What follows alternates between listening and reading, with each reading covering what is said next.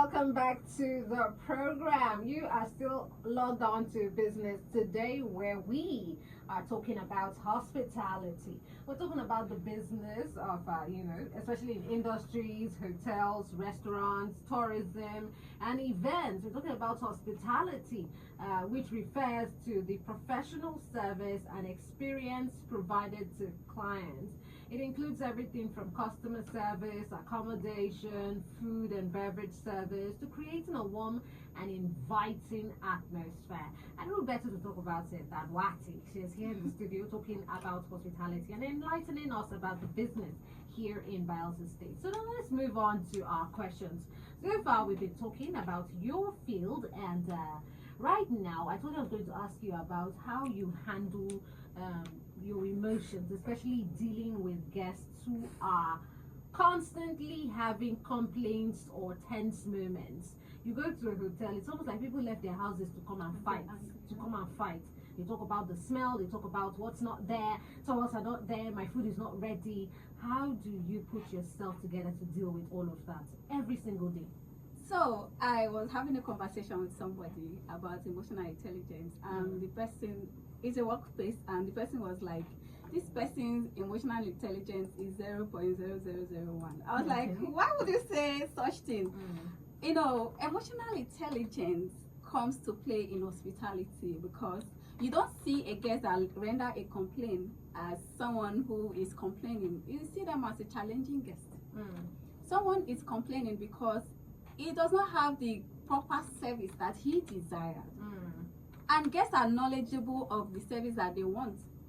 And if you don't provide that kind of service, there are abundance of other places that they can go and have that same service that they want. So when a guest is angry, let's say when a guest is angry already, what you do first is to calm that moment.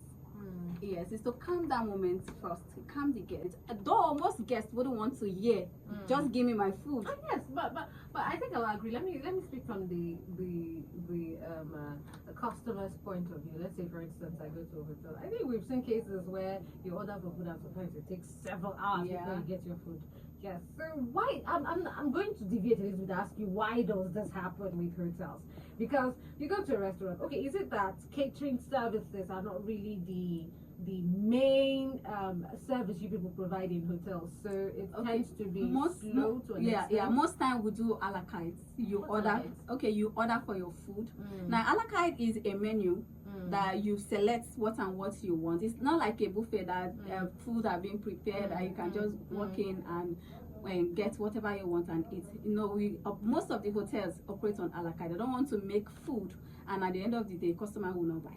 Okay. So now you check your menu, order for what you want, then you prepare it. They will give you time. Most a la carte take for 25 to 30 minutes. Okay, so that's how hotels work. So that's how hotels. So you don't have food ready waiting to be ordered. No. Okay. Most of them deals on a la carte. So now when you order for your food and you tell a customer that your food will take 30 minutes to be ready, and at the end of the day 40 minutes my food is not ready, 50 minutes my food is not ready, of course I will get angry.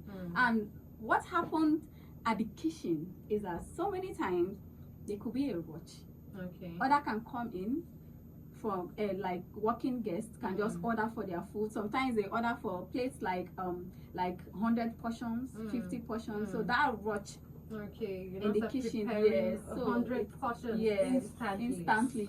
With the one that the in-house guests have already ordered. So the hence the delay.